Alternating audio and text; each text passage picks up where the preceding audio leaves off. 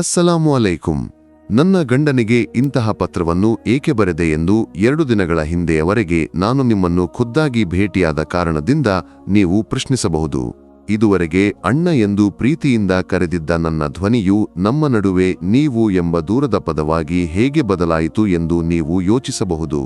ಈ ಪತ್ರವನ್ನು ಸಂಪೂರ್ಣವಾಗಿ ಓದದೆ ನೀವು ನನಗೆ ಕರೆ ಮಾಡುವುದಿಲ್ಲ ಎಂದು ನಾನು ಭಾವಿಸುತ್ತೇನೆ.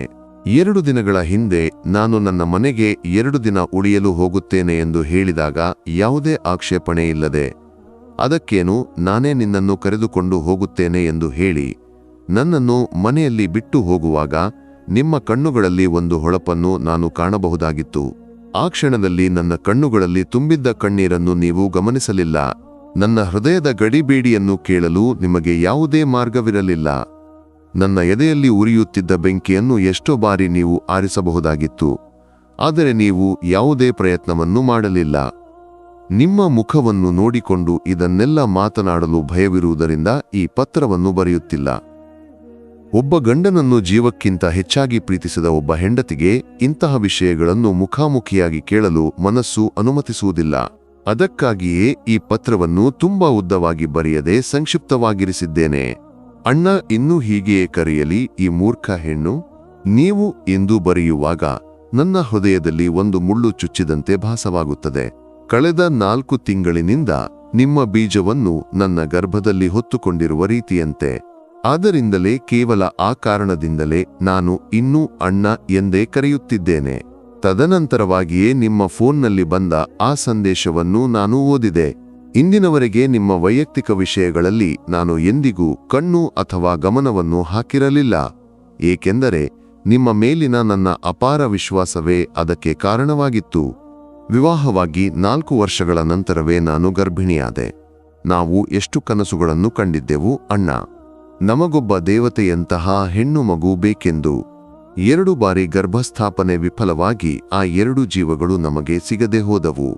ಸ್ವರ್ಗದ ಮಧ್ಯದಲ್ಲಿ ನಿಲ್ಲಲು ಒಬ್ಬ ಮಗಳನ್ನು ಕೊಡುವಂತೆ ಪ್ರಾರ್ಥನೆಯಿಂದ, ಕಾಯುವಿಕೆಯಿಂದ ದೀರ್ಘ 4 ವರ್ಷಗಳ ನಂತರ ನಿಮ್ಮ ರಕ್ತವೇ ಈಗ ನನ್ನ ಗರ್ಭದಲ್ಲಿ ಕರುವಾಗಿ ರೂಪುಗೊಳ್ಳುತ್ತಿದೆ. ಆದರೂ ಹೇಗೆ ನಿಮಗೆ ಸಾಧ್ಯವಾಯಿತು ಅಣ್ಣ ಇಂತಹ ಕೃತ್ಯವನ್ನು ನನ್ನೊಂದಿಗೆ ಮಾಡಲು? ಆ ಸಂಖ್ಯೆಯಿಂದ ಎಷ್ಟೋ ಬಾರಿ ಮಿಸ್ಡ್ ಕಾಲ್ ಬಂದರೂ, ಸಂದೇಶಗಳು ಬಂದರೂ, ಸ್ನೇಹಿತರು ಎಂದು ಹೇಳಿ ಈ ಮೂರ್ಖ ಹೆಣ್ಣನ್ನು ಎಷ್ಟು ಬಾರಿ ಮೋಸಗೊಳಿಸಿದ್ದೀರಿ.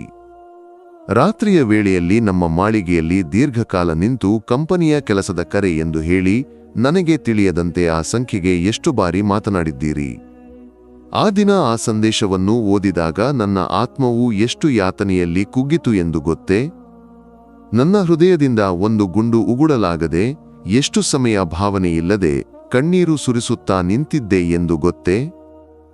ನಮ್ಮ ಸ್ನಾನಗೃಹದಲ್ಲಿ ಶವರ್ ತೆರೆದಿಟ್ಟು ಎಷ್ಟು ಬಾರಿ ಒಡಮಿಡಿದು ಅಳುತ್ತಿದ್ದೆ ಎಂದು ಗೊತ್ತೇ? ಈ ಪತ್ರವನ್ನು ಓದುವಾಗ ನಿಮ್ಮ ಮೂರ್ಖ ಹೆಂಡತಿಯ ಕಣ್ಣೀರನ್ನು ನಿಮಗೆ ನೆನಪಿಗೆ ತರಲು ಸಾಧ್ಯವೇ?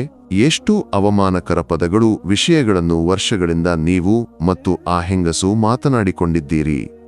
ಆ ದಿನ ಓದಿದ ಒಂದು ಸಂದೇಶದಿಂದಲೇ ಉಳಿದ ಚಾಟ್ ಇತಿಹಾಸವನ್ನು ನನ್ನ ಸ್ನೇಹಿತೆಯ ಸಹಾಯದಿಂದ ತೆಗೆದು ಸಂಪೂರ್ಣವಾಗಿ ಓದಿದೆ.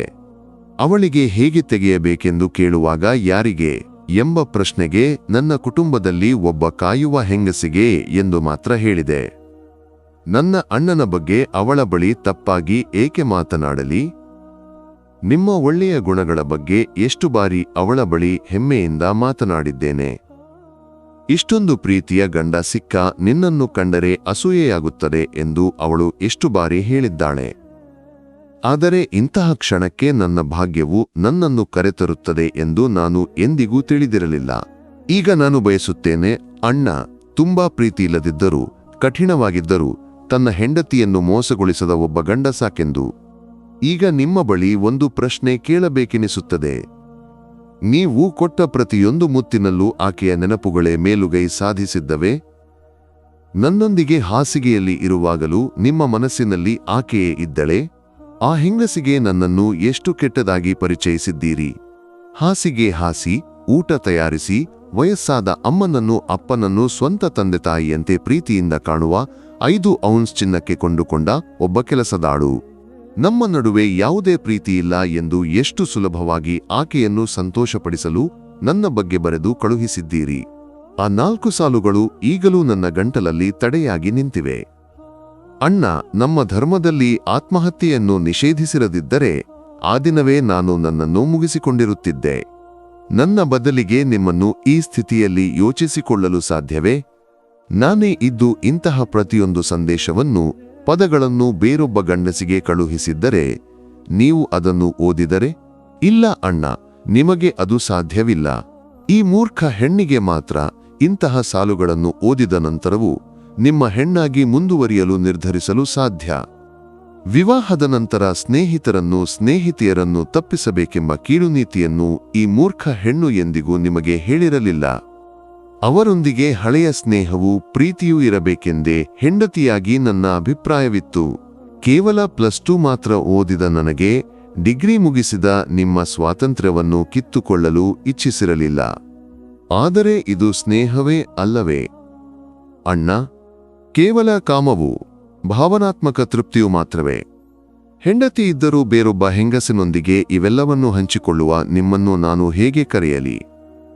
ಇಂದಿನವರೆಗೆ ಬೇರೊಬ್ಬ ಗಂಡಸಿನ ಬಗ್ಗೆ ನನಗೆ ಒಲವೋ ಪ್ರೀತಿಯೋ ಮೂಡಿರಲಿಲ್ಲ, ಮುಂದೆಯೂ ಮೂಡುವುದಿಲ್ಲ.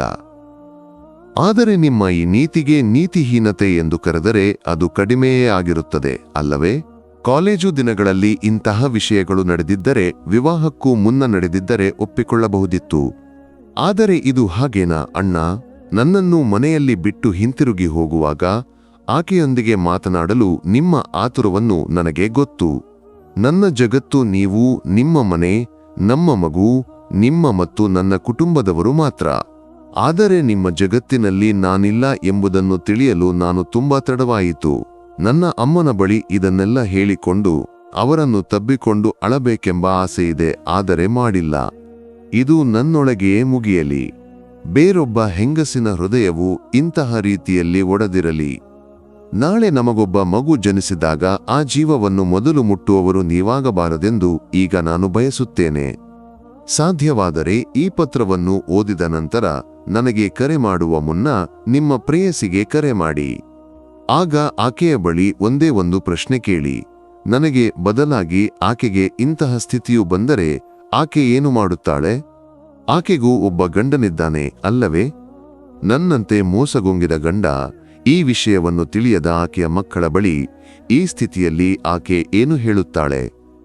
ಆಕೆಯ ಉತ್ತರ ಏನೇ ಆಗಿರಲಿ, ಅದನ್ನು ಕೇಳಿದ ನಂತರ ಮುಂದಿನ ಸುಳ್ಳನ್ನು ನನಗೆ ಹೇಳಲು ನಿಮಗೆ ಸಾಧ್ಯವಾದರೆ ತಡಮಾಡದೆ ನನಗೆ ಕರೆ ಮಾಡಿ.